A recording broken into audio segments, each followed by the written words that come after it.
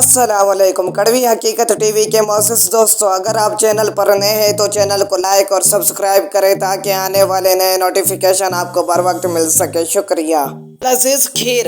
بنت محمد اقبال میں اس وقت اپنی سہیلی ہادیہ کے گھر دعوت میں شریک تھی کہ میرے چھوٹے بھائی نے آ کر آہستہ سے کچھ کہا، ارسلان یہ کیسا مذاق ہے؟ میں نے اپنے بھائی ارسلان کو گھورتے ہوئے دانت پیسے، نہیں آپی یہ مذاق نہیں ہے، میں سچ کہہ رہا ہوں۔ ارسلان پر اعتماد لہجے میں بولا، اچھا تو تمہیں کیسے پتا چلا؟ مجھے اب تک اس کی بات پر یقین نہیں آ رہا تھا۔ آپی جب میں نے آپ کی بنائی ہوئی باقی کھیر فریج میں رکھنے سے پہلے چکھی تو مجھے معلوم ہوا کہ آپ نے کھیر میں چینی کی بجائے نمک ڈال دیا ہے۔ وہ ادھر ادھر دیکھ کر سرگوشی کے انداز میں بولا، اچھا ٹھیک ہے تم جاؤ اور کسی کو کچھ نہ بتانا، میں نے تاکیدی لہجے میں کہا تو ارسلان چلا گیا۔ ہادیہ کا گھر میرے گھر کے سامنے ہی تھا۔ ہادیہ نے یہ دعوت سالانہ امتحان میں پہلی پوزیشن لینے پر دی تھی۔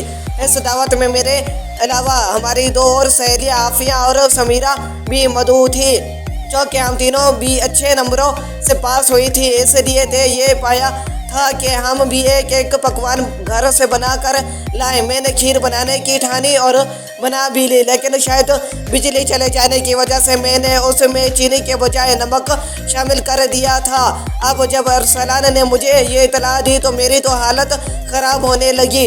مجھے اچھی طرح معلوم تھا کہ اگر میری سہیلیوں نے میری بنائی ہوئی نمکین کھیر چکھ لی تو وہ تو ساری زندگی میرا مذاق اڑائیں گی، اور ہادیہ اف اللہ، وہ تو اسکول، مدرسے اور محلے میں میری بدمزہ کھیر کا ڈھنڈورا پیٹ دے گی۔ وہ ویسے تو بہت اچھی لڑکی ہے لیکن عیب جوئی کو اپنا فرض سمجھتی ہے، یہاں تک کہ اپنے بہن بھائیوں تک کی پردہ پوشی نہیں کرتی۔ یہ سب سوچنے کے بعد میں نے ان سب کی نظر بچا کر کھیر ادھر ادھر کرنے کا فیصلہ کیا، لیکن افسوس یہ ناممکن تھا کیونکہ میں تھوڑی دیر پہلے ان کے سامنے اپنی لذیذ کھیر کی تعریفوں کے لمبے لمبے پل باندھ چکی تھی۔ اب اگر میں ایسا ویسا کچھ کر رہی تھی تو سب محسوس کر لیتے۔ کیا ہوا عائشہ، یہاں کیوں کھڑی ہو؟ یہ ہادیہ کی آواز تھی۔ وہ ویسے ہی میں دھڑکتے دل کے ساتھ ہکلاتے ہوئے کہا، اچھا آؤ کھانا لگ چکا ہے، اس نے کہا، اور پھر ہم دونوں کھانے کی میز پر آ گئے۔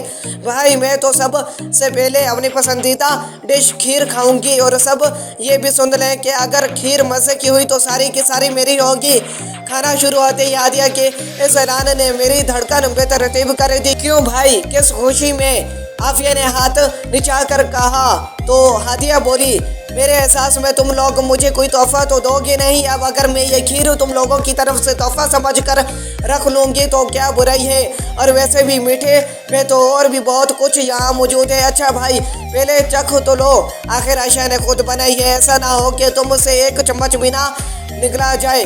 سمیرہ نے مجھ پر شوخی میں بجا طنز کا تیر چلایا، لیکن اس وقت میں مسکرانے کے علاوہ کوئی جوابی کارروائی کرنے کے قابل نہ تھی۔ واہ بھائی مزہ آ گیا، اتنی لذیذ کھیر!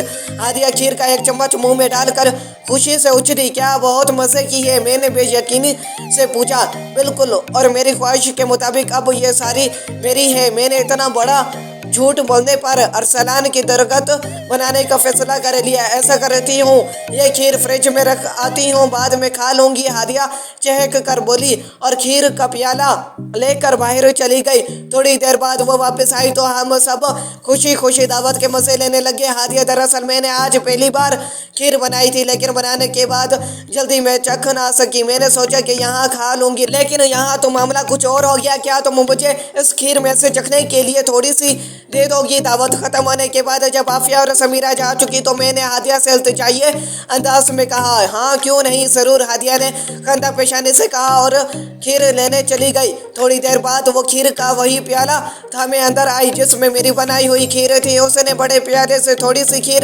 چھوٹے پیالے میں ڈال کر چمچے کے ساتھ میری طرف بڑھا دی۔ میں نے اس کا شکریہ ادا کرتے ہوئے ایک چمچ منہ میں ڈالا تو میرا منہ بن گیا، یوں لگا جیسے کھیر کی جگہ کوئی کڑوی کسیلی دوا منہ میں ڈال لی ہو۔ ہادیہ میری اس حالت سے محفوظ ہو رہی تھی۔ میں نے مشکل سے کھیر نگلی اور ہادیہ سے پوچھا، ہادیہ کیا یہ وہی کھیر ہے جو تم نے مزے لے لے کر کھائی تھی؟ جی بالکل، یہ وہی کھیر ہے۔ ہادیہ مسکرائی بلکہ کھلکھلا کر بولی، لیکن یہ سب تم نے کیوں کیا اور کھانے سے پہلے کھیر کیوں چکھی؟ عائشہ، میں نے پردے کے پیچھے سے گزرتے ہوئے تمہاری اور ارسلان کی باتیں سن لی تھی۔ میں نے سب تمہاری پردہ پوشی کے لیے کیا اور کھیر کھانے سے پہلے اس लिए चकी ताकि तुम सुकून से खाना खा सको। लेकिन हादिया आज से पहले तो तुमने मेरा बल्कि किसी का भी कोई ऐब नहीं छुपाया, फिर आज मेरा एक छोटा सा ऐब छुपाने के लिए तुमने ये बदमज़ा खीर कैसे निकल ली। मेरा सवाल सुनकर हादिया मुस्कुराई और फिर बोली, भटका हुआ इंसान जब चाहे सीधे रास्ते पर आ सकते हैं। अल्लाह ने मुझे एक राह दिखा दी है। मैंने एक फैसला और भी किया है। कैसा फैसला? आयशा कहते हैं कि अगर आपने किसी को तकलीफ दी हो तो जब तक वो माफ़ ना करे अल्लाह मियाँ माफ़ नहीं करते। इसलिए मैंने फैसला किया है कि जिन लोगों पर तंज करके मैंने उनकी दिल आज़ादी की है, मैं उन सब से माफ़ी मांगूंगी।